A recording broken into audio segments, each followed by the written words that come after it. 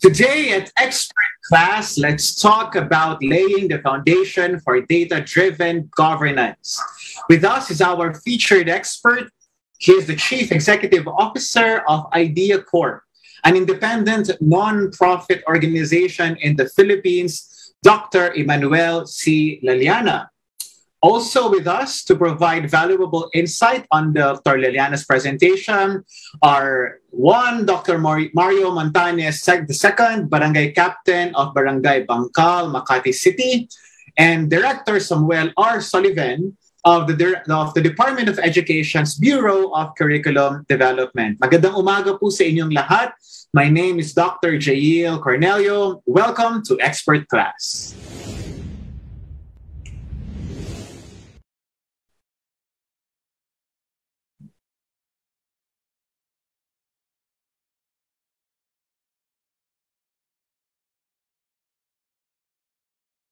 Good morning, and thanks for joining us.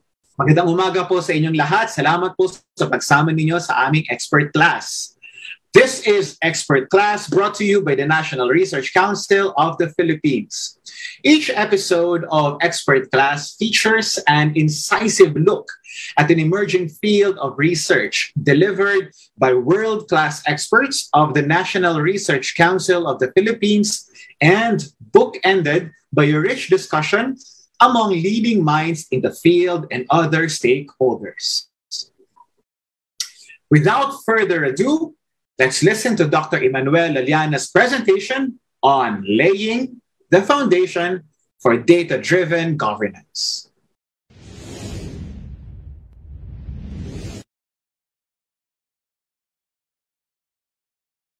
Oops.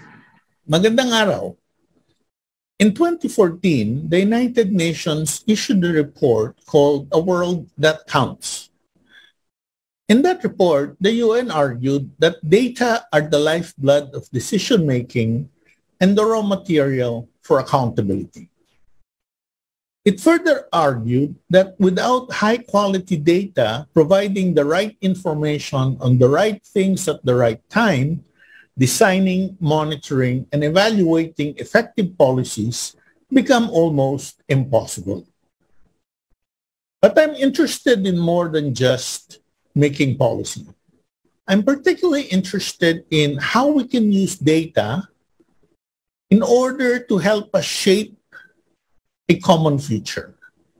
And that is called data-driven governance, the intensive and extensive use of data to define and achieve a common future.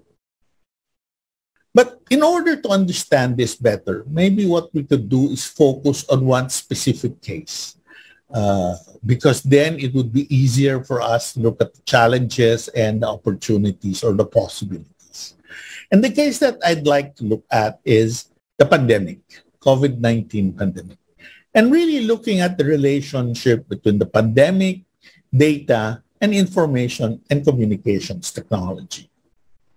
So the first thing that I think has been obvious in terms of the relationship of the three is that ICT has made it easier for scientists to share research findings and data as quickly and collaboratively to help curb a disastrous course of the disease. So for instance, the lightning speed by which we found a vaccine for the COVID-19 is largely due to the ability to share quickly and collaboratively information globally. Now, the second thing where we see the extensive use of data and ICT in terms of controlling the pandemic is government's use of data and processing that data in order to respond to various challenges. So, for instance, lockdown decisions are made with, let's say, forecasting in mind. So, in the Philippines, for instance, a private research group called Octa Research has been providing forecasts on the spread of the disease. And government has followed that and has used that and is using that to inform its own decision on what alert level it's going to impose. The other thing is that forecasting, processing of data does is that it allows for a more efficient allocation of medical resources. So we can forecast how many ICU beds will be needed if the spread of the disease is at a certain level. And then, of course, the economic recovery policy. Now, this slide shows you the sort of the breadth of the kinds of technologies that we're using today in terms of public health response to COVID-19. So we use social media, we use SMS, machine learning, right? Smartphone applications, just contact tracing, chatbots, telemedicine. Now, all of these things, new technology harnessed in terms of a public health response to COVID-19. So this gives you the universe of the technology. So obviously not all countries use all of these technologies, but a lot of countries do use some, if not most of them. In fact, we now have sort of a different kind of problem, and that is that of information overload, which means we have more information that we can process. Right? So we are inundated by information. This situation has, of course, led to the call for more decision support systems. So these are computerized programs used to support determinations, judgment, and courses of action in an organization or a business. So what a DSS does is it sifts through and analyzes massive amounts of data, compiling comprehensive information that can be used to solve problems and in decision making. So the World Bank has suggested that, look, if you're going to have a government digital decision support systems, it must have these following characteristics. The first is, of course, salience.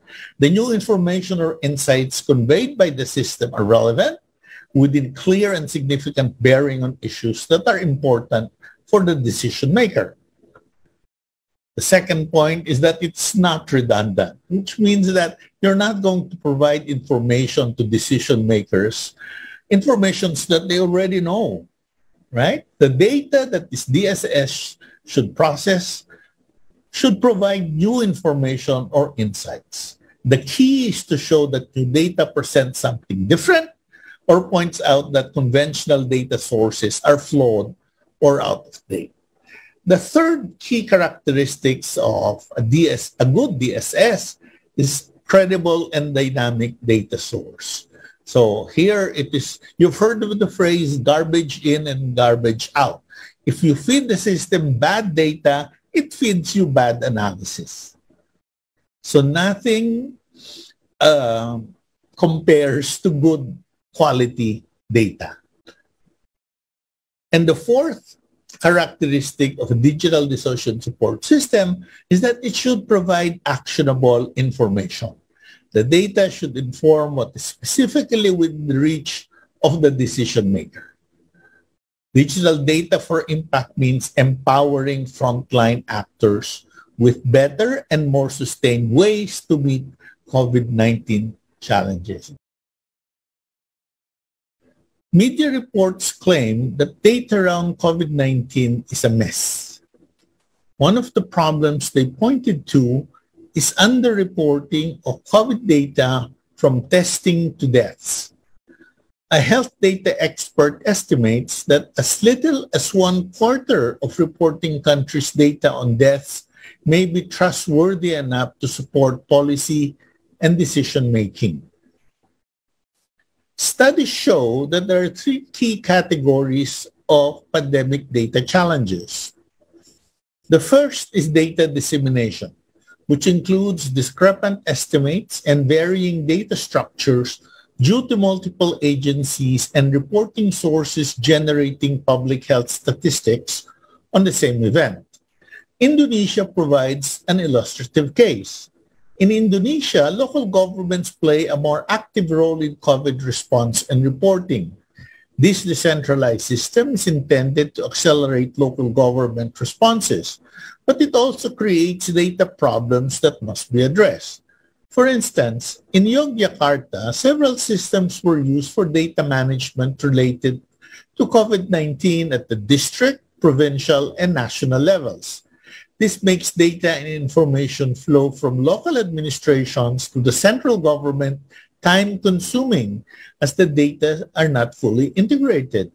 Further, the lack of integration means staff at the health facility level must capture the same data several times in different applications, which increases workload and the likelihood of errors.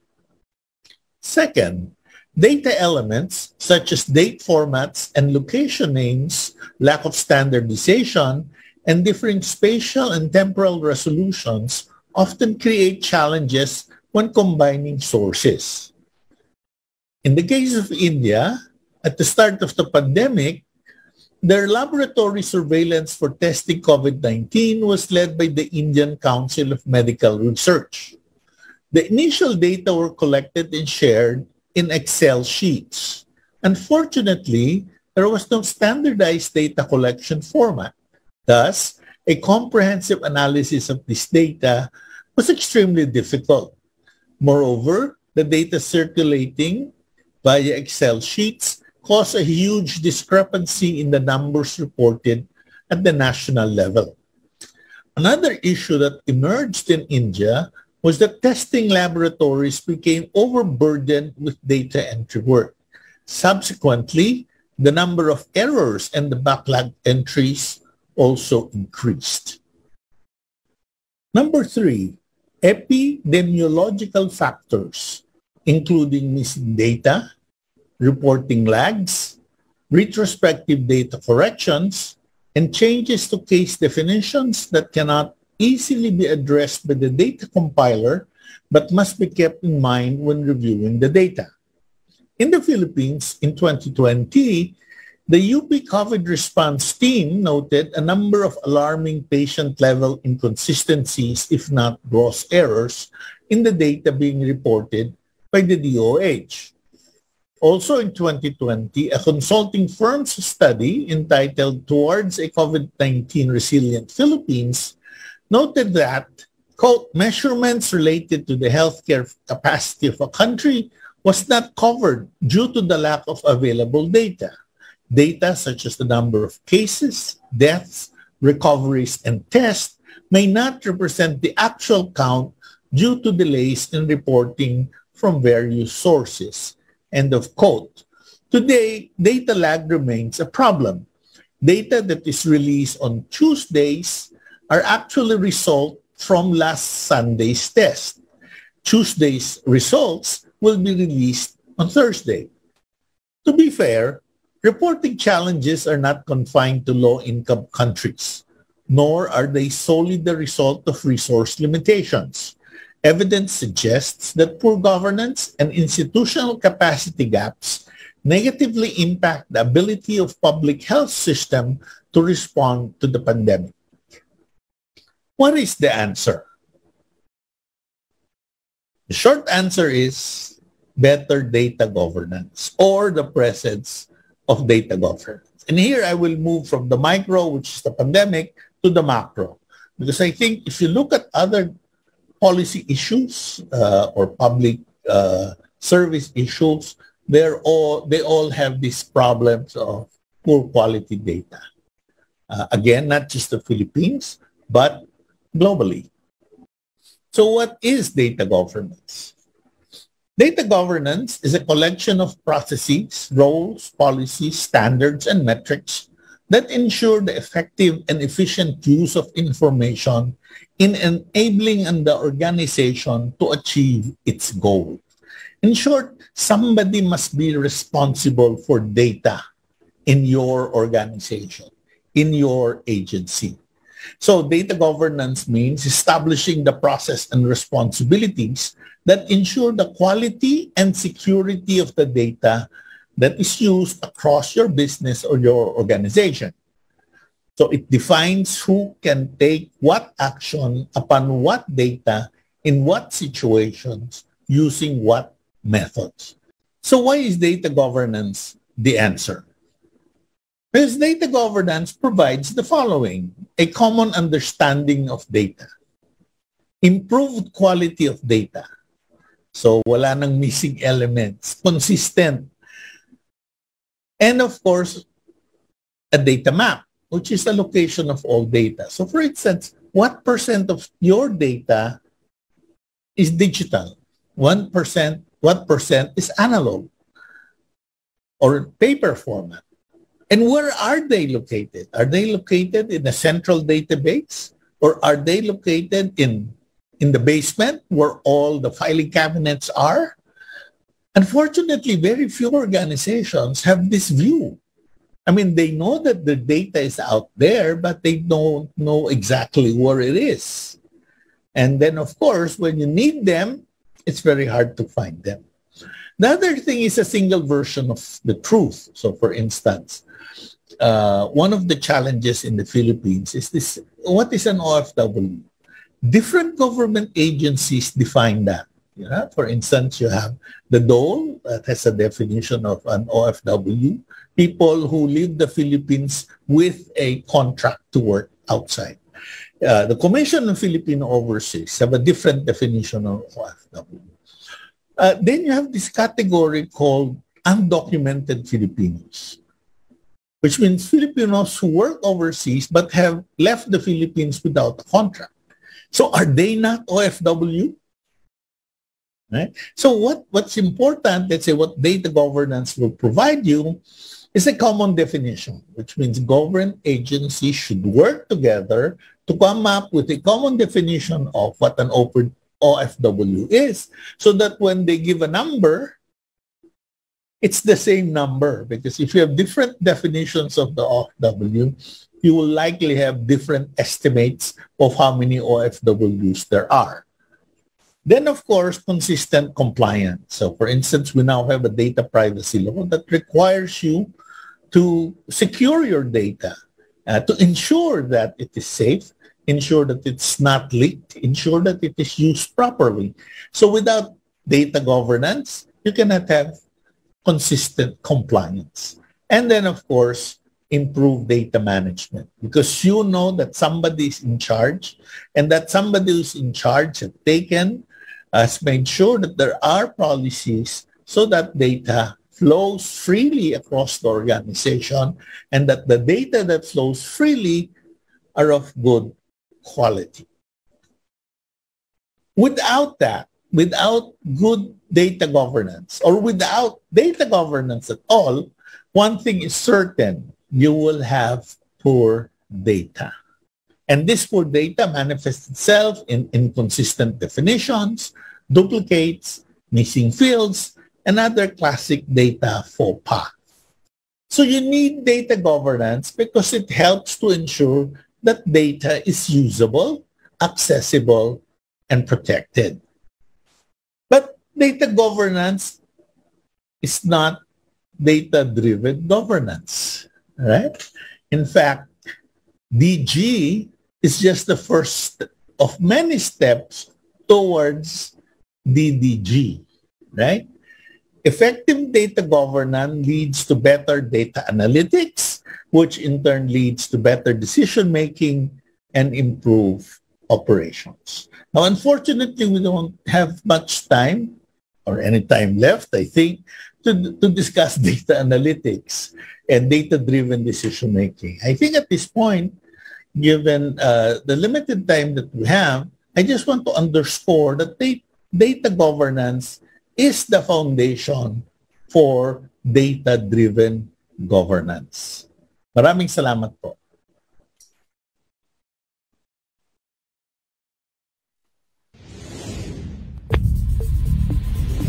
What a comprehensive and what an informative session. Thank you so much, Dr. Liliana, for that wonderful, incisive presentation. We have a lot of questions already. I can imagine that our audience has a lot of questions as well, maybe comments to share with us. With me now, ladies and gentlemen, is our featured expert himself, si Dr. Emmanuel Liliana, and our two reactors, Dr. Mario Montañez and Director Samuel Soliven. We will shortly have our roundtable discussion. Ladies and gentlemen, we welcome your questions, comments, thoughts, and stories you would like to share. Let's begin our conversation with Dr. Laliana first. Dr. Laliana, I've got 2 questions for you. Sinimulan niyo po yung presentation ninyo about, COVID and COVID response. And one of the many complaints, and you're very much aware of this, one of the many complaints that people had about the management of information, as far as the government was concerned, was that it was too fragmented. Information was coming from everywhere. May IATF, may DOH, and then sometimes the president says something, and then the spokesperson says something. Could there have been a better way of managing information? Definitely. But I think the problem was everything was done primarily manually. Okay, and you expect those kinds of problems if the what you're used to, the operating procedure was manual, and then they had to quickly use technology, and so yung learning curve mahirap yun, at saka yung rules, yun na nga yung data governance, yun yung wala. So everybody was doing their own thing. People cannot exchange data quickly. They were questioning the reliability and the quality of data. So, for instance, bago ma-report ng dun sa DOH website, din double check pa ng DOH yung mga data na nire-report ng mga labs. So that takes time. No? If that were completely automated, then mas mabilis. Then we can get to real near time. And then, of course, kung may common standards and policies, then walang masyadong inconsistency. Alam mo, magandang point yun, Dr. Laliana, kasi so obviously, information was all manually being managed. Yes. So binabangga, nangyayari, ano? So maraming verification processes. So what you're saying, if I heard you right, is that if everything was digitized, merong isang source, it would have been much faster for the government. Right. I think that's the problem. We took too long to migrate to a digital surveillance system. Okay. But this is true also, for instance, for education, di ba? Primarily face-to-face, yung instruction. And then we were forced to shift to manual, to online, digital, wala nang choice eh. So talaga magkakaroon ng malaking problema yan. So the lesson is, right, let's do it right now so that we're not caught with our pants down when another thing such as a pandemic happens. Oo. Siguro yung isang problem din doon, diba, Dr. Laliana, was that there were just too many sources of information. Diba, right. The press something, and of course this is an objective assessment of what happened, so yes. The would show up at 10 o'clock in the evening, would say something, and then in the morning the spokesperson would clarify what the president said, and then IATF would have a very different policy pala. Tapos maganda nga yung sabi ng mga tao, wala ba silang group chat? Exactly. So people knew that, hey, there is a technical solution to this. Why aren't you using it? Of course, it's not that simple. But I think the point is, yes, and that's why I'm a big promoter of data governance. We have to sort it out. We have to work out these processes, and we have to ensure data quality so that we can effectively use data when it's necessary, when it's needed. That's my segue to the other question that I had, and I'm sure ito rin po yung tanong ng audience natin. Where are we now in terms of a big policy on data governance sa bansa natin? Well, we don't have an official government policy on data governance. That's what we're trying to push. I, for instance, am lobbying for that. Earlier on, sana. The Data Privacy Commission, or National Privacy Commission rather, was already working with us on this. But karoon ng election, may change of leadership doon. So, hindi natuloy. Yeah. Would it be in the interest of the government to really manage information like that? Sometimes yes. Kasi ang problema kasi ng government is not that information is not available. The government gets all sorts of information, di ba? It lives on information collection. But the problem is between the government, the data that they've collected, they're not really able to process it. Or even if they process it, single use lang. So it was going to be processed for the things that it was specifically collected for. But there are other uses of that data sana, right, na hindi nagagamit. Kasi nga, in different formats, iba-iba yung sort of meaning associated with certain, walang metadata. So all of these things really prevent government from processing data that they already have, diba? The mountains of data that they've already collected in ways that will help them make better decisions. And do you think those information should be accessible to the public? Like we academics should be able to download them and analyze them by ourselves? Yeah. I'm also a big believer in open data, which means public data should be open by default. You don't have to ask permission. Except, of course, may mga conditions yan, diba? Data privacy, national security. But in the main, right, dapat lahat ng data na yan is in a common portal that is accessible for anyone to use without permission and without paying any fees. Dr. Liana, this excites me, no? Kasi mahalaga para sa akin yan. I mean, I really rely on statistical data from the government. Sometimes, ang hirap hanapin sa mga websites, ano? You're led to one website and then yung data is from 1997 pa, no? Ang kailangan mo is 2022, for example. Again, we do have an open data portal, no, that was established when we joined the OGP, etc., etc. But like, I don't some initiatives namatay after a while, no? So hindi na sustain. Now there are a lot of reasons for that, but yun nga, sayang. If you know, because we're both all of us are researchers, so we know the value of data, and our problem is it's just inaccessible. It's not that it's not there. That's true. Thank you, Dr. Liliana. We'll come back to you in a bit. Mga kapatid, mga kasama natin dito sa expert class, we are just warming up. Please type in the chat box yung mga questions, yung mga comments, or mga thoughts, or mga experiences niyo with regard to data management, or accessing information, the credibility of information. Pag-usapan po natin lahat yan, lalo na later on in the roundtable discussion.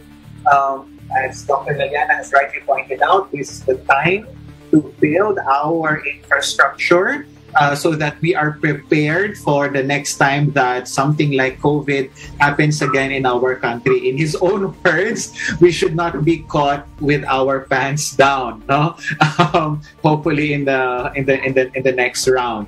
As our scientists have been saying, this is not the last time that we're gonna have something like COVID. So type in your questions and comments and thoughts in the chat box. Ngayon naman po, mga kapatid, mga kasama, pakinggan naman po natin ang mga reaction ng ating panel. Now, we've got responses from Dr. Montañez and Dr. Liliana. Let's hear from Dr. Montañez and then from Director Soliven.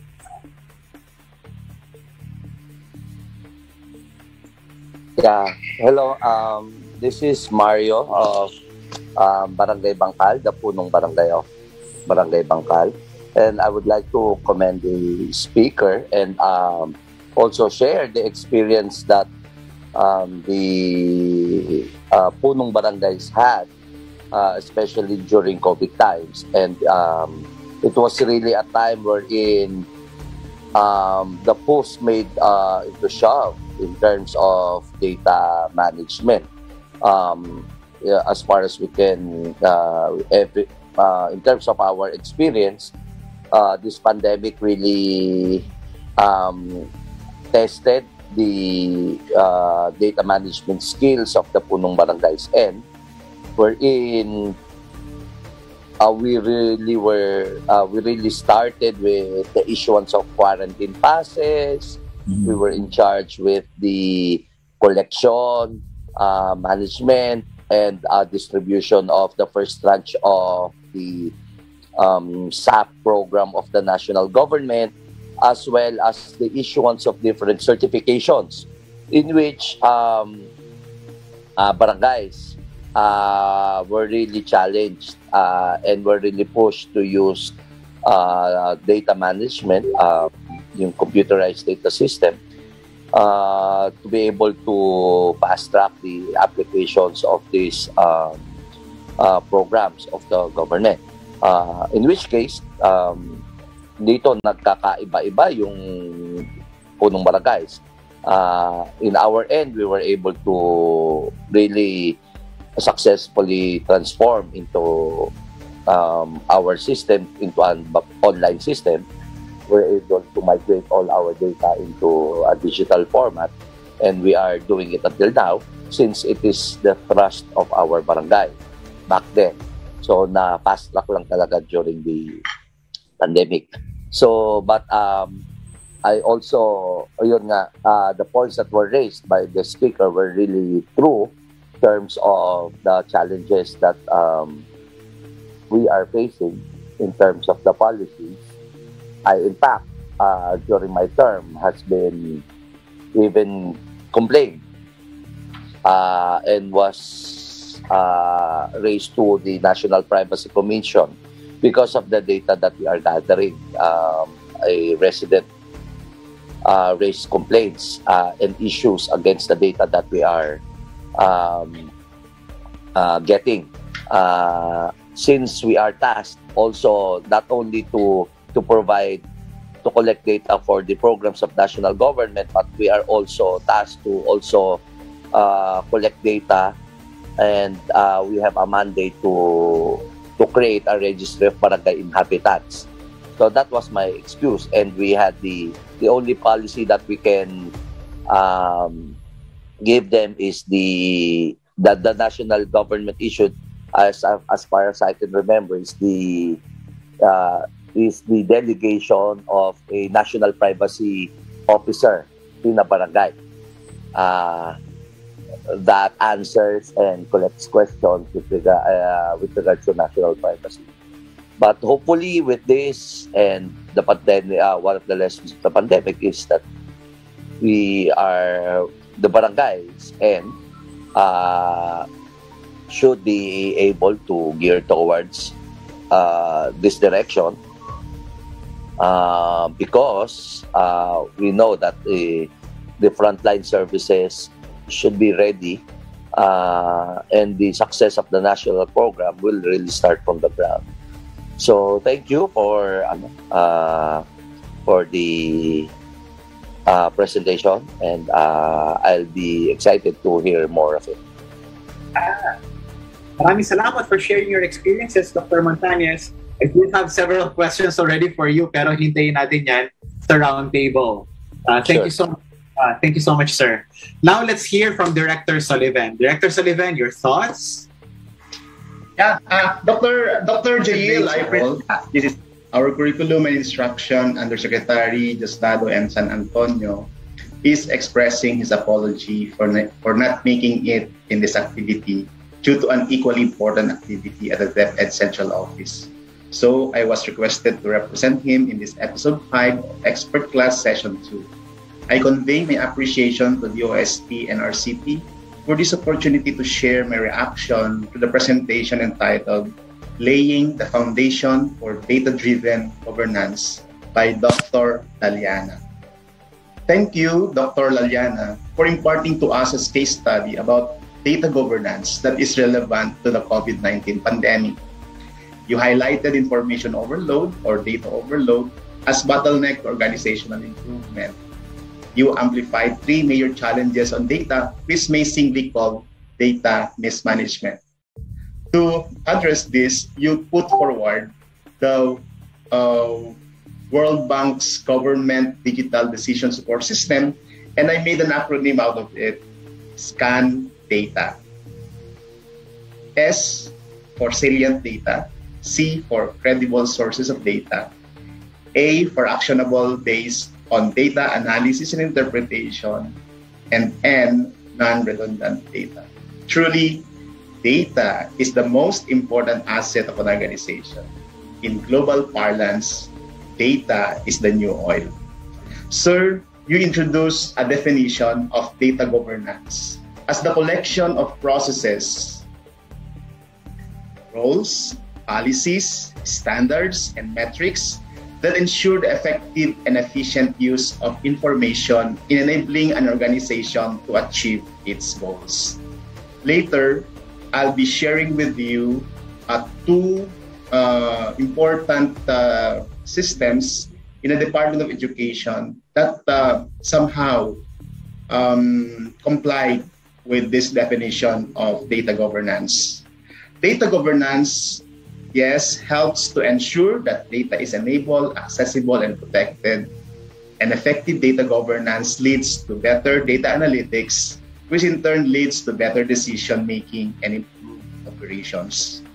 Again, I'll be sharing how DepEd is doing its best to ensure better decision-making and improved operations based on its data analytics. Data governance must use disruptive and sustaining technologies brought about by Industry 4.0. This was introduced formally in 2015 together with the launching of the UN Sustainable Development Goals, and there are 17 of them. So in Industry 4.0, we look at artificial intelligences, machine learning, and advanced robotics with the basics of Wi-Fi technologies. I'm sure that Sir Laliana also emphasized how this could be very useful in data governance. Founded on these claims from your case study, allow me to respond on the guide questions that were sent to us. These revolved on the following themes: drafting policy recommendations for new bill that may address particular social issues, composing policy statements, institutionalizing that may improve and enhance existing public policies, and designing new R&D program to spin off the research results presented. In addressing the first two themes on crafting policy recommendations for new bill and composing policy statements, let us factor in the targets and indicators in each of the 17 Sustainable Development Goals. But let us only focus on SDG 4, which is on quality education. In fact, SDG 4 ensures inclusive and equitable quality education and lifelong learning opportunities for all. Generally, this is the concern of DepEd, CHED, TESDA, and others with education and training as their additional mandates. The Department of Education submits basic educational statistical report to the NEDA for the Philippine Development Plan and PDP monitoring. And the Philippine Statistics Authority, or PSA, an attached agency of the NEDA for the SDGs for monitoring. The monitoring per se is part of the government's data governance. Note that the PSA was created under RA 10625, otherwise known as the Philippine Statistical Act of 2013, and was signed into law on September 12, 2013. And DepEd is a member of the PSA board. We all know that PSA has an excellent, efficient, and effective data governance system because its primary duty is on primary data collection, prepares and conducts national consensuses and surveys, gathering and publication of sector statistics, consolidation of selected administrative recording systems, and compilation of national accounts. Furthermore, PSA has the Philippine Statistical Research and Training Institute. It has a dual function, primarily for the development of statistical theories, concepts, and methodologies in support of a statistical infrastructure that is compliant with the demands of national development. Well, this was in 2014, and we all know that the PSA is leveling up and must ensure that it's in tune with the developments in the Fourth Industrial Revolution.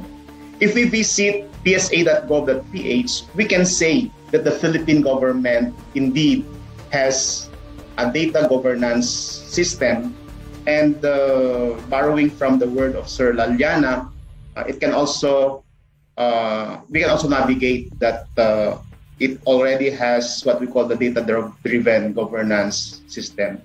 And in line with the Philippines' commitment in achieving SDGs, the PSA serves as the official repository of data on SDG indicators through PSA Resolution Number 4 Series of 2016, and joining government agencies to provide data support to the Sustainable Development Goals, and DepEd is part of it.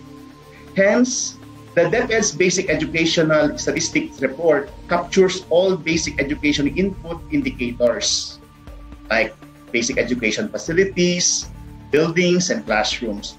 Output indicators like gross enrollment rate, net enrollment rate, cohort survival rate, and others. And of course, outcome indicators like the results of the National Achievement Test.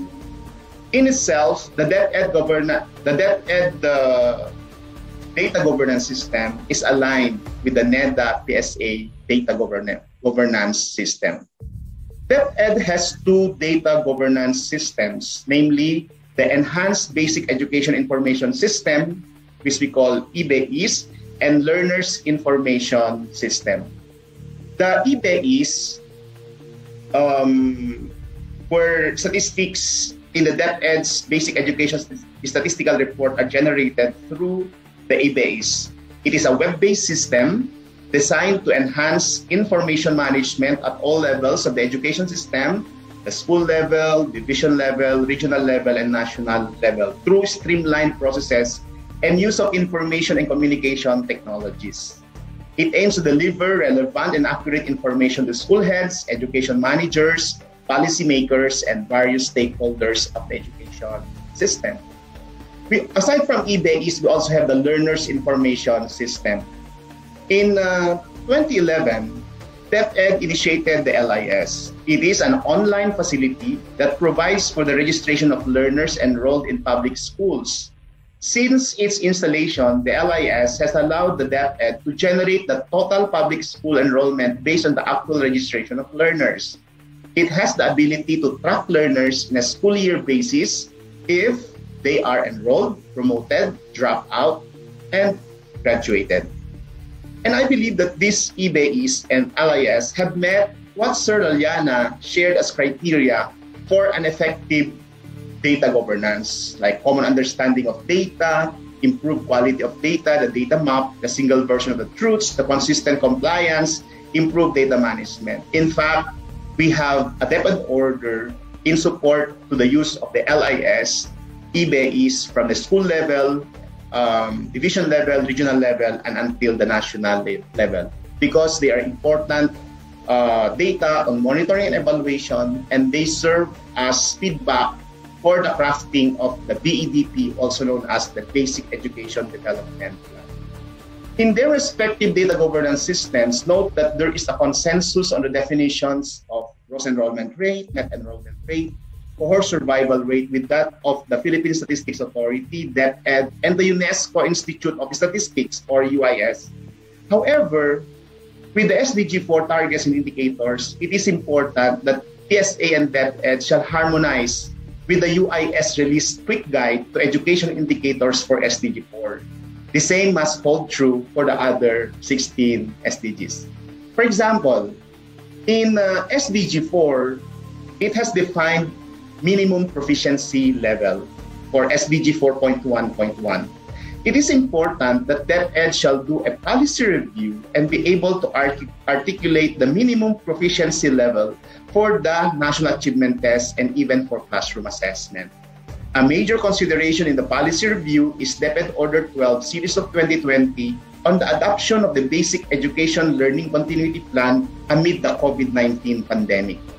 Learning loss and learning poverty have emerged in global discussions about education. The World Bank and the UNESCO Institute of Statistics have jointly defined learning poverty, and PSA and DepEd have to address this for SDG 4.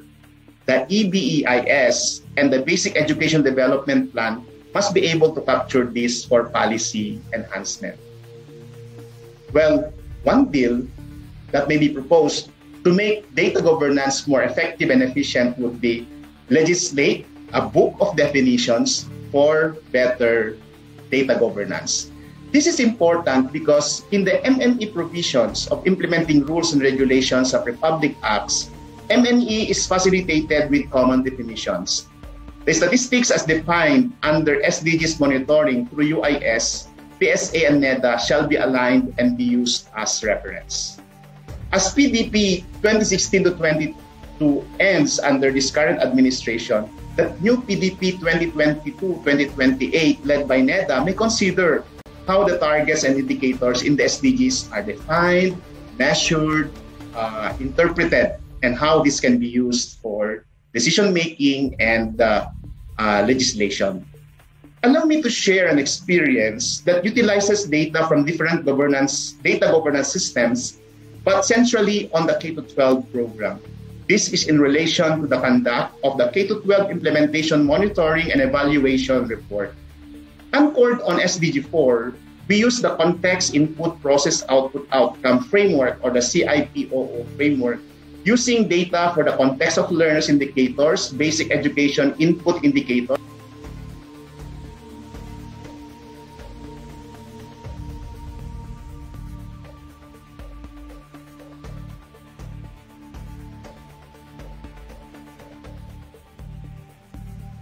and in terms of the OECD evaluation criteria, namely relevance, coherence, effectiveness, efficiency, impact, and sustainability using descriptive statistics, inferential statistics with prediction models as basis for decision-making and recommendations as triggers for policy review and enhancement and for legislative agenda. Lastly, on the third concern, designing new R&D program, in the case of DepEd, there is a need to create data scientist positions as plantilla positions for the planning service and finance service, or at least upskill those that are occupying related positions like those manning the policy, planning, and research offices and the finance offices across the governance levels, central office, regional office, and the schools division office. Their upskilling shall revolve on descriptive analytics, like diagnostics analytics, real-time analytics, predictive analytics, and prescriptive analytics as important concepts on data-driven governance. The same may happen to other agencies in order to institute a new and effective R&D program in support to data governance. In closing, a whole nation approach in data governance and data-driven governance is needed. And thank you, Dr. Laliana, for reminding us on their importance. With that, thank you very much and God bless us all. Maraming much. Director Soliven. Maraming salamat kay Dr. Montañez. We shall now have a roundtable discussion with Dr. Laliana himself. Ang ganda lang nung mga naging reactions natin ngayon, one from the side of a local government unit at the barangay level, focusing on COVID response. Isa naman is at the level of the Department of Education, focusing on SDGs and how data are useful in addressing SDG needs in different areas of SDGs, of the SDGs. So, sa roundtable po na ito, mga kapatid, ladies and gentlemen, we are accommodating your questions from the floor and keep them coming. We already have several questions on hand, but please keep them coming. We would like to raise some of these questions in our roundtable conversation. So pwedeng COVID, pwedeng SDG, pwedeng education, whatever area of concern you might have, and our expert and reactors would be very much willing to respond to those questions and comments. We have time for all of that. No, simulan po natin siguro dito sa basic question ng data governance. Sir Boying, Director Soliven, Dr. Montañez, what sort of information sa tingin niyo yung mga mahalagang i-manage? Obviously, we have a lot of information to manage. We have a lot of data to manage. But what sort of data are very important that cut across different units of government na dapat yun ang mabigyan ng pansin? Dr. Laliana, maybe we start with you. Sorry if you could unmute yourself, Dr. Laliana. Sorry. Right. So, isagot ko doon lahat. See, ano yan right? Well, when we talk of government right now, we're speaking mostly of what we call administrative data. Ba? Data collected by agencies for specific uses. Now, ang problema dyan, I think now, is single use. When in fact, you can have multiple uses of the data. So, hindi mo masyadong na-interrogate yung data in a ways that could be fruitful, right? Second, ang challenge, I think, ngayon, for most agencies is how then do you utilize big data? Non-traditional data, which means data na hindi mo kinolekta but available because of technology. No? So, and then of course, yung hybrid. Gagamitin mo yung administrative, gagamitin mo yung big data so that you could gain insights, actionable information. So normally kasi ang hindi natin nakikita yung proseso di ba? Yung may issue sa collection. Yun kailangan ng rules, yun kailangan ng standards, yun ang kailangan ng common definition. Kasi kung wala kang standard sa collection, hindi mo mapaprocess yan kaagad. So from collection, then there's the issue of management. Where do you store? How do you store? Etc. Etc. Then there's the issue of analytics. How do you process what is already there? And then finally, the issue of using the insights gained from analytics to make decisions. Now, most of us, nagsisimula dun sa, some of us, analytics, di ba? Ina-assume natin ayos na yung data. Pero ang argument ko basically is hindi pa ayos. Di ba? May problema pa. So for instance, okay nga yung problema, ang DepEd, meron silang mga information systems. I will not call them data governance systems. So they are management information systems. Pero hindi naman yan na-share ng DepEd to other agencies so that other agencies can gain insights from them. No? So for instance, DepEd works closely with DSWD on a number of issues.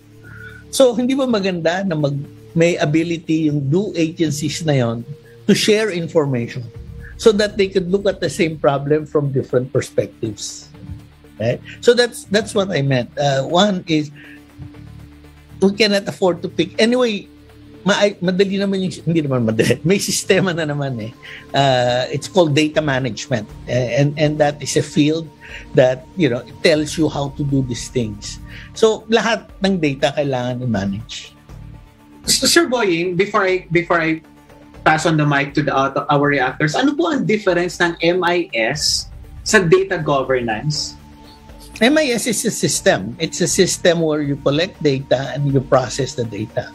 Data governance gives you the rules on how you should collect the system, how to collect the data. It gives you the standards so that even within the agency, hindi siloed yung data. Kasi ang problema, most agency, nakasilo yung data nila. Hindi nag-uusap yung kanilang different MISs, as it were. Right? And then, across government, ganoon din ang problema. Hindi madaling mag-share ng data between ang one agency with another. So if you have a government as a whole framework that tells you, ito yung standard, how we save data. Diba? Yung lamang, information identification number or system. So kung merong common format yan ng gobyerno, mas madaling mag-share ng data. Of course, all within the data privacy framework. So yung data governance allows you, it's really a set of rules on how you collect data, how you manage data, so that you can easily share the data and that you have some confidence that the data is of high quality. Okay, now it makes sense.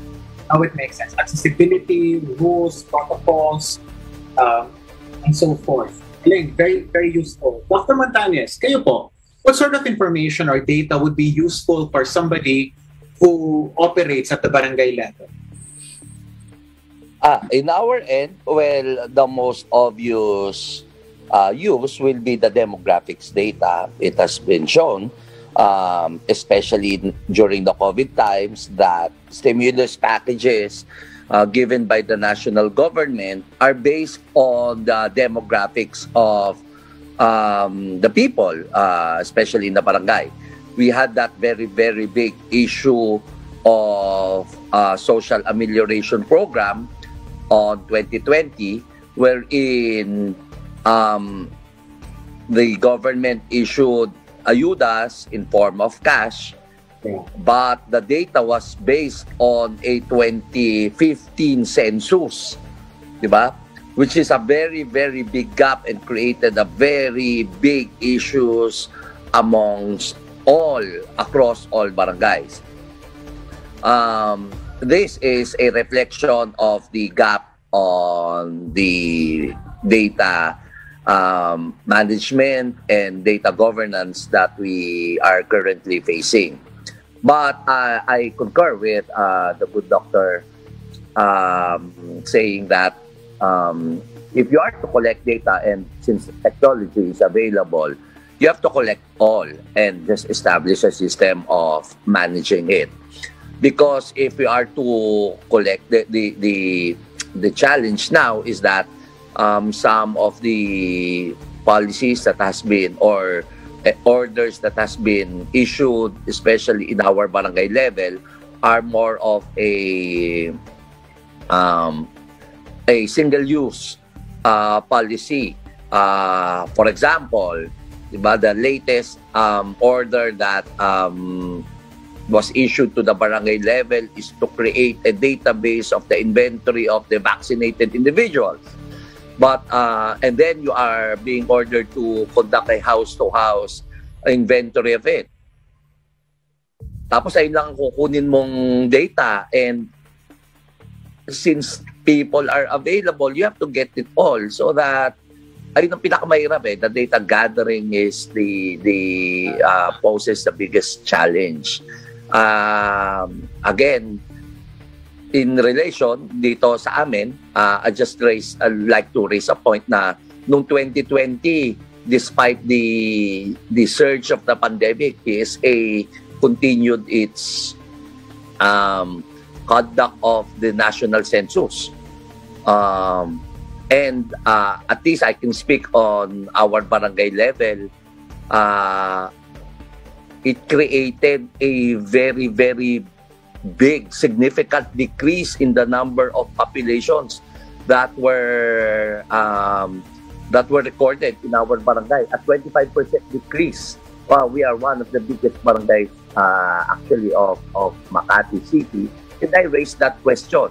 But well, despite that numerous several letters sent to PSA, hindi nag-materialize yung aming issue na yung na-raise na issue. So again, it reflects an issue of data and possible effect in our barangay. Just imagine, 25% decrease in our barangay will really be significant in terms of the era that is being given to the barangay, since it is primarily based on the number of populations. So yun yung aking mga naging issues and experiences dito. Napaisip lang din ako, Dr. Montañez, kasi di ba napaka-redundant naman, nahihingin pa yung barangay na mag-data gathering ng kung sino yung mga vaccinated sa barangay ninyo, when technically dapat alam na ng LGU yon. Kasi di ba na-gathered yung sa vaccine card, di ba? Yun yung sinasabi ni Dr. Laliana, napapangiti si Dr. Laliana. Kasi yun yung interoperability, dapat yung data, dapat pwede mo na siya makuha kung sa Excel file, ano? Hindi mo na tulit-tulitan ng data gathering. Tama po ba nga, Newton? Sige, Montañez, go ahead. If I can answer. Yes, actually, we have the same reaction then. But again, if you are to read the order was given to the Department of Interior and Local Government. And then went down to the barangay. It didn't pass through the LGUs. So, kaya makes an order and they have to follow it, ay yun yung ginawa nila. So instead of passing through the LGUs, and then wherein the LGUs are the repository of it, the inventory, sinunod talaga nila to the letter yung order. So ayun yung nangyari. And despite, pag hindi ka naman gumalaw, ikaw naman ang mapuput into question. So ayun yung mga wasted effort with the misuse of data. Data governance. Sayang, Sayang. Yeah. Si Director Soliven, tumatango ka po. Director Soliven, what do you have? Yeah, thank you very much. Of course, when speaking of DepEd, for example, we always do our best to collect information that are relevant to enrollment, to graduation rate, and to the performance of our learners. That's why when I cited the Enhanced Basic Education Information System and the Learners Information System, this one is working from the school level to the municipal level to the regional level until central office level. Because of course, data, the raw data usually come from the school level. Hence, from the data that are encoded in the system, these are processed eventually. And we have a DepEd order that defines the processes, that defines the roles.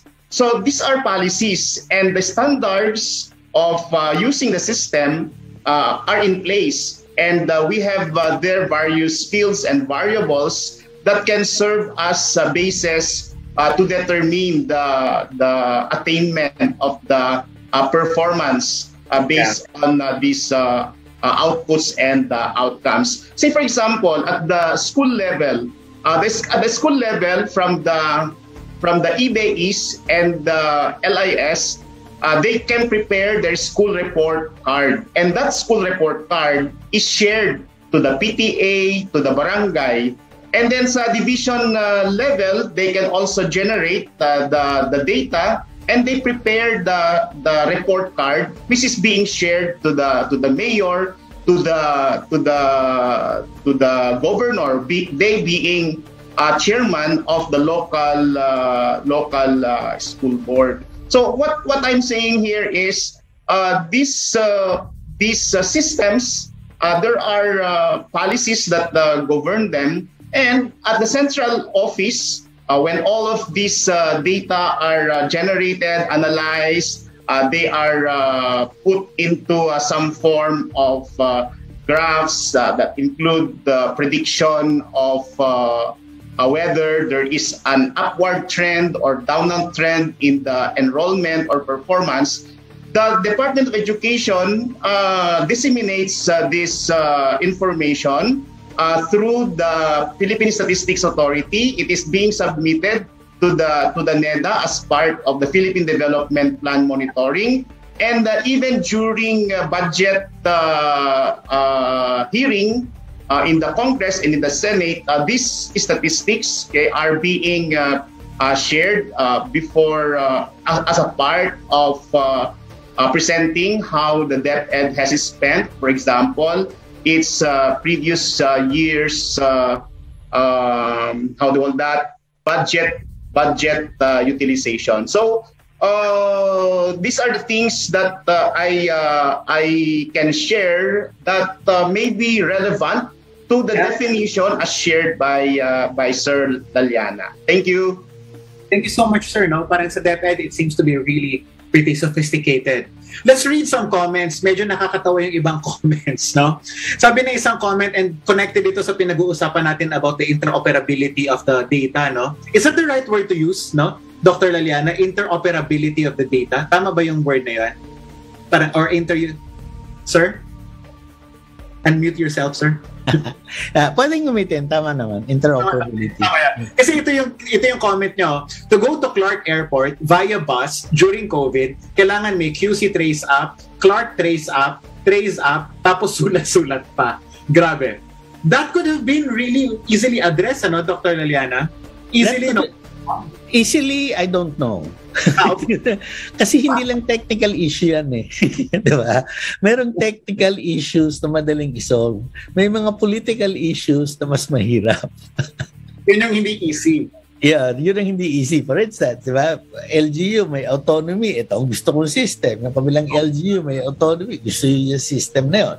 So, yun yung mga political aspects in terms of ano. Pero yung technical side of that, yes, pwede. Which brings me to the other question na ni-raise ni Marius Panahon. Sabi niya, what should be the role of the ICT in moments like this? Kaya bang, may power ba ang DICT, Dr. Laliana, na pasukin niya ang DepEd, ang DOH, ang barangay level? Sabihin niya, okay, dapat ang data natin interoperable. Pwede ba yun? Dapat. In fact, we do have an interoperability framework already that says parehong dapat meron tayong common standards for how we save data, naming, etc. Kaya lang, it's honored in the breach mostly. Hindi alam ng mga ibang agency. Yung role ng DICT, I think, should be more guidance. They help develop the standards. Kasi, for instance, member din naman ng PSA group yung DICT eh. Pero ang impression ko kasi sa PSA, yung frame, ang data nila, pag sinabi mong data, analog pa rin ang iniisip nila. Hindi iba yung issue sa pag-manage ng digital data as opposed to analog data. In fact, mas madali. Kaya lang yun. So doon yung role ng DICT because they presumably know the technical side of it, then they could advise PSA and other agencies on standards and help them arrive at a common standard, common way of doing things so that we could avoid. Hindi naman kailangan lahat pare-pareho ang systems eh. Ang kailangan nga, as you pointed out, interoperability of systems. Na yung nakukuha mo from one system, from one agency to another system, one agency, na wala ka nang ginagawa. Wala nang manual diba? Wala nang intervention. Pag tingin sa'yo ng file, you're confident enough na ipapasok mo na lang yan doon sa system mo at may paprocess niya. Yeah. Classic case doon yung sa ayuda, no? Yung sa SAP, no? Yun na nga yung problema, yung pinoint out ni Barangay Captain, di ba? Sabi, yung pag-distribute ng ayuda became a COVID event. Super spreader. Diba? When in fact, kung meron ka ng system na alam mo kung sino yung mga tao, pwedeng i-deliver na lang ng barangay yun eh. What I'm saying is yun na nga, diba? If you have a good information system, management system, ang dami mong pwedeng gawin na mas madali at mas efficient. Sir. Yeah, the problem is hindi lang kasi technical. Technical is the easy part. Ang medyo mabigat yan, yung political. In the sense na ayaw ng tao magbago ng proseso. Then merong issues of turf. Ayaw na nila mag-share ng data in an environment where ownership of information is powerful. Mga ganun. Is it also a venue for corruption? May comment kasi, sir. Real talk po, sir, ha? Mahal po kasi magpagawa ng MIS. Pera-pera daw para sa LGUs. Is it a venue for corruption? Comment lang. Lahat naman kung, diba, kung iisipin mo, pwede. I think dapat the foundation of any good organization would be a good information system eh. Diba? You have to know, katulad yung sinabi ni Cap, kung 2015 yung data mo about people, lugi ka in terms of distribution of era. Okay. So for instance, sa South Korea, they don't do may real-time idea sila anong population nila. Okay? So, if you ask them at 5 p.m., they will be able to tell you how many people are in the Republic of Korea.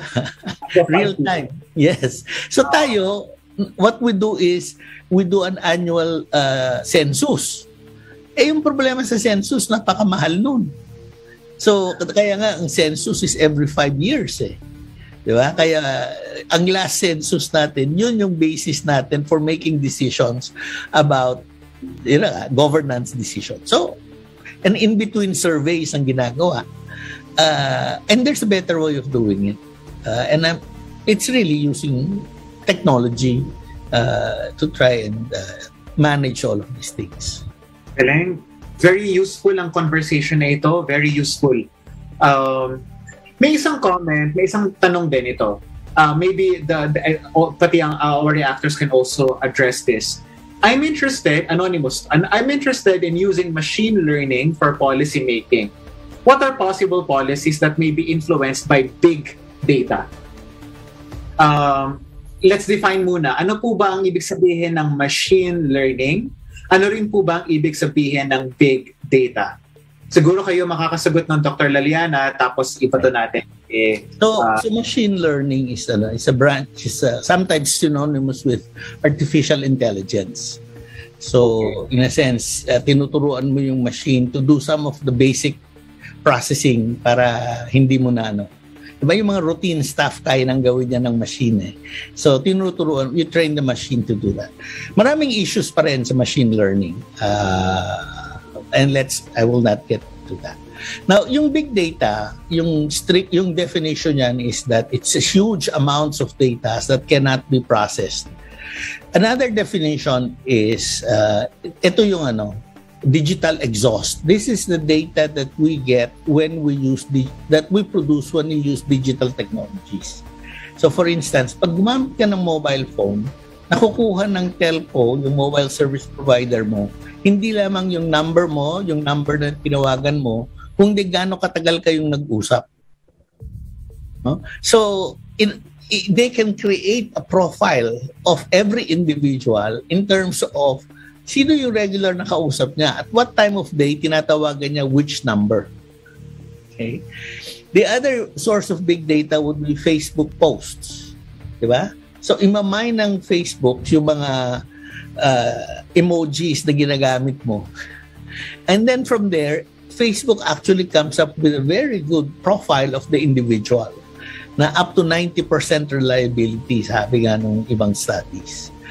So this then are data that you can use about individuals. I'm sorry, that you gather, big data. It is not administrative data, hindi yan yung kinokolekta ng DepEd na statistics about their students, pero may meaningful insights yan. For instance, sino ba yung tinatext ng mga estudyante mo? Ano ba yung patterns, di ba? During the day, gaano kalimit sila mag-text?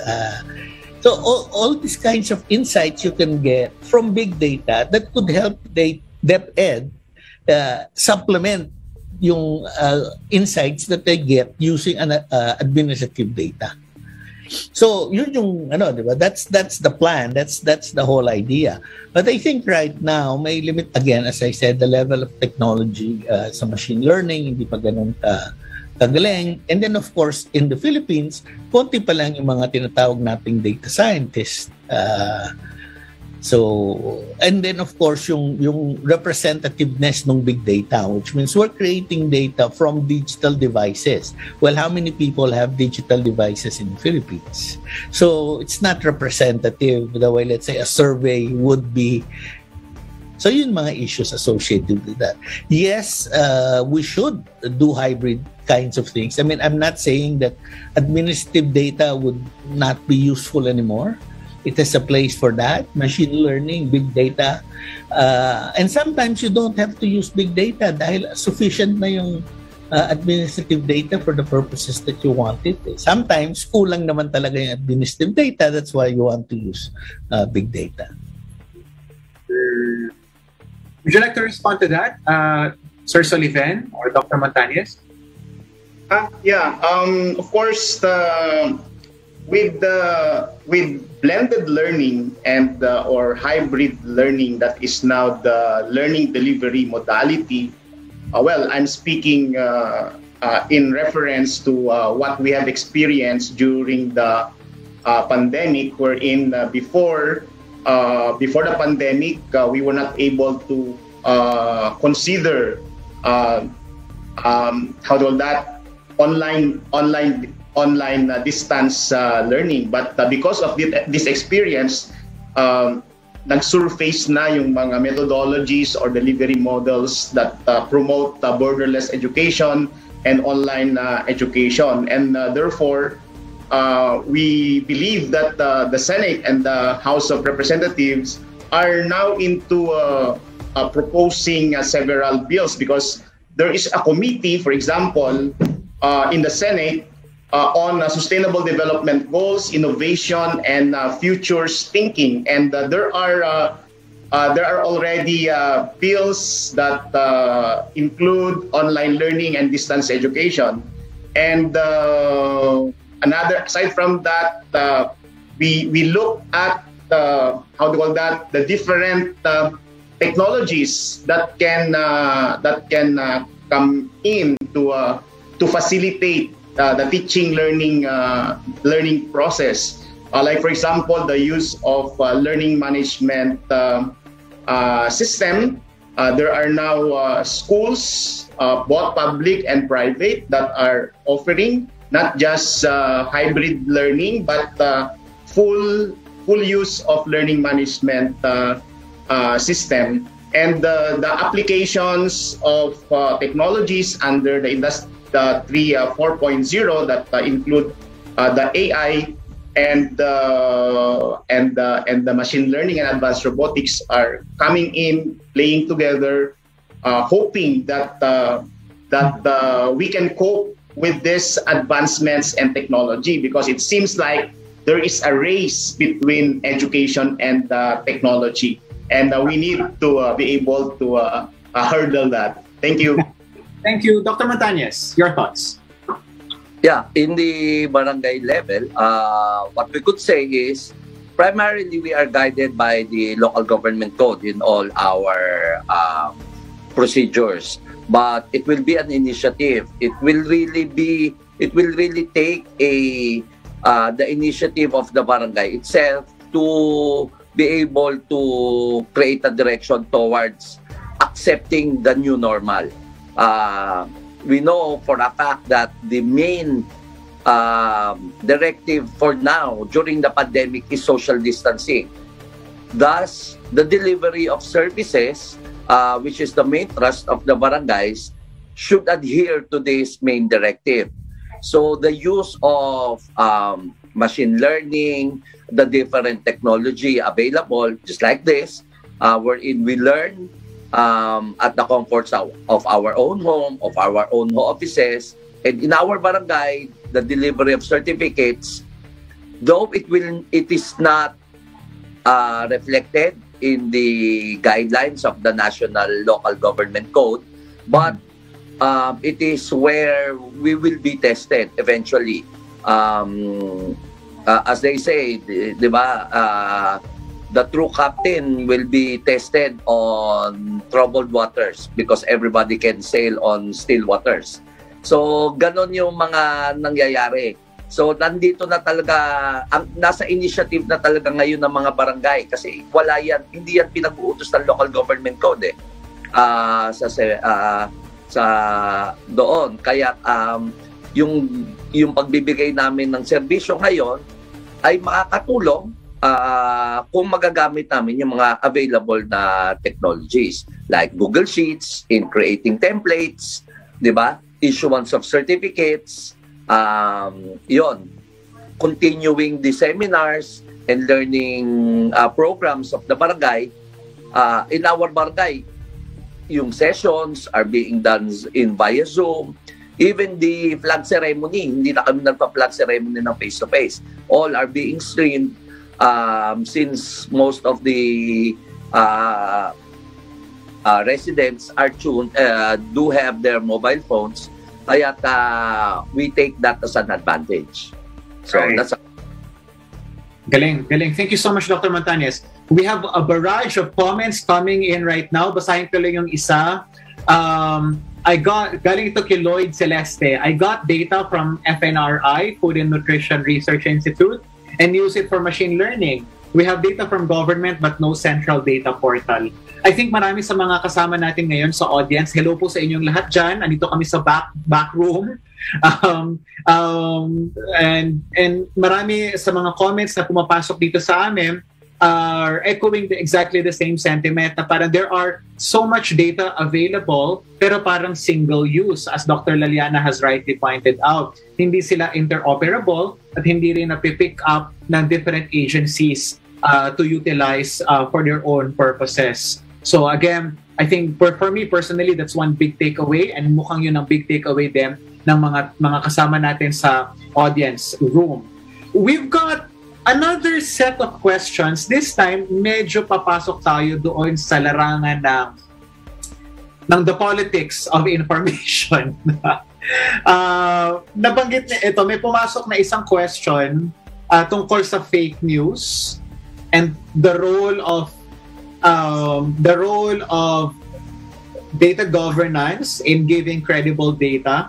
May pumasok din sa aking Facebook naman, sa Facebook Messenger ko, galing naman kay Chris Pilapil, kasama natin sa NRCP, tungkol din dito. Basahin ko yung kanilang tanong and then maybe that could be our, we can wrap up with that unless we have time for more questions. Ito yung tanong ni Chris. What are the possible challenges of data governance and how can we overcome them in the context of a government where the government could be the purveyor of lies and disinformation?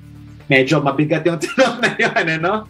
Sir Boy, we're putting you on the spot, no? Ang tanong din is ni Ernie Morales, so natin matutulungan ang mga citizens natin to access official data to combat fake news and confirm authenticity. Nako, Sir Boying, the truth shall prevail, pero what if the truth is elusive? Ayan. Okay, from a data governance perspective, no? So yeah. Fairly limited, technical. I think what it does is that it helps create good quality data. Okay, so mahalaga yun because that's the starting point. Diba? Sabi nga nila, diba? Garbage in, garbage out. Kung masama yung data mo, wala ka rin magandang kahit na anong ginamit mo dyang AI o gaano ka-powerful yung computer. Wala. Diba? So, dapat you're also asking the right questions, yung models na etc. So, from the government's point of view, kaya it's not so much data governance combined with open data. That government provides you the best quality data on the issue. And then because of data governance, you speak as one. Which means hindi iba-iba ang estimates ang binibigay ng different agency. Because the moment you get discrepancies in terms of estimates, then people will start doubting. And mahilig pa naman tayo sa sa conspiracy theories. Diba?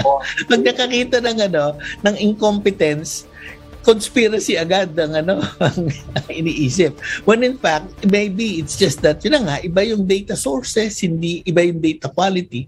So, yun ang number one para sa akin. Provide government through the use of data governance ensures high quality data, and using open government policies and freedom of information provides this good quality data for citizens so that they can process it on their own. Which means, kung sinabi ng DepEd ang 5.0 binigay niya, pwedeng kunin ng mga tao, yung mga NGO, civil society, yung same data na ginamit ng i-process niya to validate kung talagang 5.0 ba. Right? So, yun yung role. Now, of course, disinformation is another thing. Ang para sa akin, the short answer is a healthy information diet. Healthy information diet, which means you consume information from various sources and not just one. Diba? So you consciously seek out alternative views so that you're able to validate naman your own and not just constantly looking for things that would say tama iniisip mo. Okay? So, yun yung para sa akin at on the if you wish, the political ecosystem is that you have to make sure that there are very many sources of information. And then there is, very many people doing analysis and making sure that available to citizens mo yung lahat ng analysis kung gusto nilang i-pursue. Yun yung policy side sa disinformation. On the data governance side is making sure that citizens are readily able to find good quality data on issues that they're interested in. Galing. Napakalinis. How nice, diba? How nice if it were real, diba? Yun ang problema, diba? In theory, ganda yan. Dali lang yan. Director Soliven, this must be a burden for you sa DepEd. Yeah, I think that as I have said, again, let me cite as an example again the EBAIS and the LIS. The integrity of data is so very important, and that can only be assured when the ones that are encoding the data are also not questionable in terms of their integrity. So what I mean here is. In data governance, it is always important that data that have to be incorporated in the system must be validated. They must be reliable. They must be counter-checked.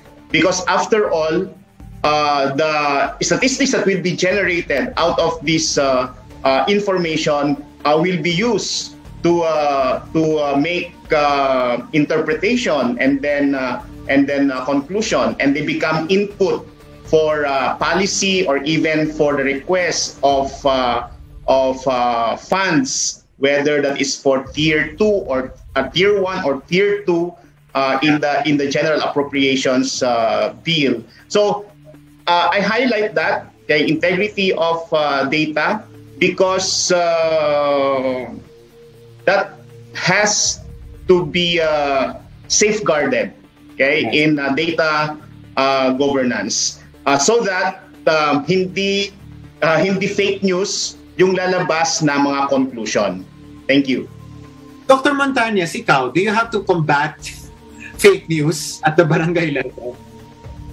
Yes, actually in our barangay, I have this hashtag tamang informasyon because we are the smallest and the nearest branch of government wherein information are being sought. We are the being relied upon.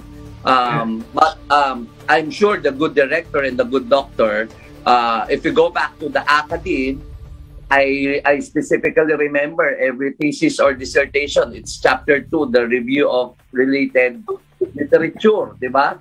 Wherein sources of informations, meron pa yung levels, di ba, no?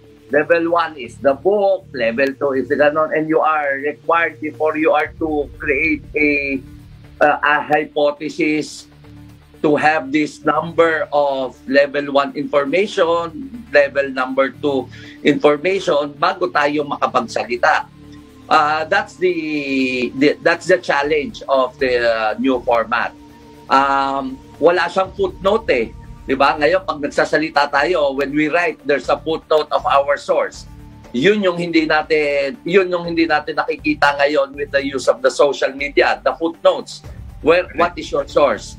In the barangay level, we take it a fact that all the announcements that are being done are as much as possible shared and not posted. It is shared from the source. For example, in our barangay, if there is an announcement of the A1 and A2 booster vaccination, we don't post it. We share it from the page of the city, which conducts the vaccination. In terms of the extension of the alert level, we as much as possible share the post of MMDA or IATF. Yan. We share it, not post it. We don't own the post kasi hindi po kami so we share it so that at least the source is there. So yung isa lang nagiging challenge ngayon, minsan nauuna kasi sa TV bago lumabas yung papel sa government. Kaya nagkakaroon na ng reaction yung tao na, narinig namin sa TV, ganito na. Kaya hindi kami makakapagsabi kasi hindi pa dumadating yung memorandum sa amin. Thus, it's not official yet. So, ayun yung mga, that's my take pagdating sa government. Grabe. Maraming nakaka-relate sa inyo, Kap. Sabi na isang comment, sa barangay, nakatambay si Marites. Kilala niyo naman siguro si Marites, barangay Kap, no? Tapos may isa pa nag-comment, baka kumari pa ni Kagawad. Alam niyo yan, Kap? So, apparently, a lot of these things are really real for our people. Dr. Montanes, Director Sullivan, Dr. Laliana, maraming salamat for really making this a lively conversation. I wish that we had more time, but we have to wrap up now. Mga kasama natin in the audience, thank you so much for really sharing your thoughts. There were a few questions there. We'll try to give them to Dr. Laliana before he leaves our session today. Unfortunately, we'll have to end our Q&A at this point. In fact, nag-overtime na talaga tayo. So ibibigay natin lahat yan kay Dr. Laliana. Dr. Laliana, final words from you as our expert. Okay. Yun na nga, no? I think everybody finally recognizes the importance of data. But again, it will not magically come to us and will not magically resolve all our issues. And I think for me, really, is that we have to understand first the importance of data governance. And in fact, this is a specific field, no? Hindi naman di ba? Iniisip lamang o nag-develop over time. And of course, it's become more important because nga of the influx of the flood of information data that we're getting. Dati hindi masyadong problema yan dahil ang problema natin dati nasan yung data eh. Ang problema natin ngayon, ano yung tama, ano yung di ba, appropriate dun sa problema natin. And that's why I think data governance has come into fore as an issue that we really have to confront. Again, the idea of data-driven decision-making, evidence-based policy is not new. Matagal na natin gusto yan, di ba? Ang problema kasi lang dati is lack of data. But we face a different challenge now because of technology. Our problem is making sense of the data that we have. And I think there has to be, at least for government, a good data governance because governance in data will be greatly, governance in general will be greatly enhanced if we have that. Wonderful. Those are powerful words to end our program with, Dr. Laliana. Thank you. Before we finally end our program, we have with us Dr. Marietta Bañez Ugaysay, the Executive Director of the NRCP. Dr. Mariette, your closing remarks. Magandang umaga po sa ating lahat. May I greet our expert class speaker in today's episode, Dr. Emmanuel Laliana. Thank you, sir, for reminding us about the importance of data-driven governance. Good morning to our esteemed reactors, Barangay Captain of Barangay Bangkal, Makati, Dr. Mario Montañez II. We are pleased to have you with us this morning. We appreciate your LGU's participation in NRCP's expert classes. We hope that through this platform, the Council will be of assistance to local policymaking. We also appreciate the presence of Director Samuel Sullivan of the DepEd's Bureau of Curriculum Development. Thank you for being NRCP's partner in nation building. My greetings also to Dr. J.L. Cornelio, our moderator in this expert class online, and to the NRCP Governing Board, headed by our President, Dr. Christine Villagonzalo. To Division 8 Chair, Dr. Lawrence Dacuicuy, thank you for hosting today's expert class. And to Professor Crislin Pilapil for coordinating this class episode. Thank you. May I also greet our partners from the LGUs, the NGAs, the business and civil society sectors who have been following expert class online since Season 1 started last year. We have media friends here with us today who helped the Council spread the word about what NRCP experts say regarding current issues of national concern that will need attention from our policymakers and legislators. To everyone in this virtual room, the Zoom and the Facebook Live, a pleasant morning. We heard Dr. Laliana say, without quality data used to define and achieve a common future, how can we expect good and responsive decisions? There is so much data available today, particularly when we entered the fourth industrial revolution. Technology has changed our lives, and with smartphones and other digital devices, we can imagine the large data that is generated every single minute of the day. Technology has changed behaviors, and again, there's so much data produced by users of social media and internet-mediated exchanges and transactions. These all are happening on top of the traditional types, varieties, and categories of data collected. This same technology, however, makes it easier for scientists to disseminate research results such that data that surfaces is used in a timely manner to craft effective policies and programs to address emerging as well as daily challenges for nationhood and nation building. How do we identify quality data, and how will this be utilized as a decision support tool? How do we explore how data-driven decision-making positively impact government policy and its responsiveness to the needs of a given people or community? How do we filter relevant data from those that create noise? Nevertheless, noise as it may be, it is still data and can be used somewhere else. I have read some of Dr. Laliana's works, and one of these cited how much new information the world produces. In 2002, he says, the world produced 5 exabytes of new information. 10 years later, 4.4 zettabytes of data were created worldwide, and by 2025, it is estimated that the world will create 163 zettabytes of data. Can you ever imagine this number? Data is a powerful tool, and as Dr. Laliana expressed today, with reference to relating the pandemic, data, and technology, there are challenges such as data dissemination, data elements, and epidemiological factors. These were also mirrored by our distinguished reactors, Dr. Mario Montañez and Director Samuel Sullivan. Thank you, sirs, for your valuable insights and inputs to the discussion this morning. We also thank Dr. J.L. Cornelio for not only seamlessly moderating today's expert class online, but also for pitching in his expertise on the subject. We value these conversations because the way to go is really DDG, data-driven governance. In the process, we don't forget to interweave Ambition 2040, the SDG 2030, and similar other foresighting documents. We desire inclusivity in government decision-making, and we therefore expect data and data analytics that contain areas on vulnerable groups like the indigenous peoples. As a gender advocate, I would like to add the importance of sex disaggregated data.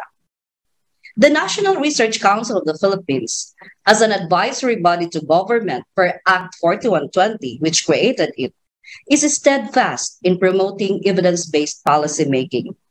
The Council endeavors to bring its research results to policymakers at all governance levels, as well as to government agencies for legislation and program development, respectively. Empirical evidence and quality data are very critical in decision-making. As Dr. Laliana puts it, data governance is the foundation for data-driven governance.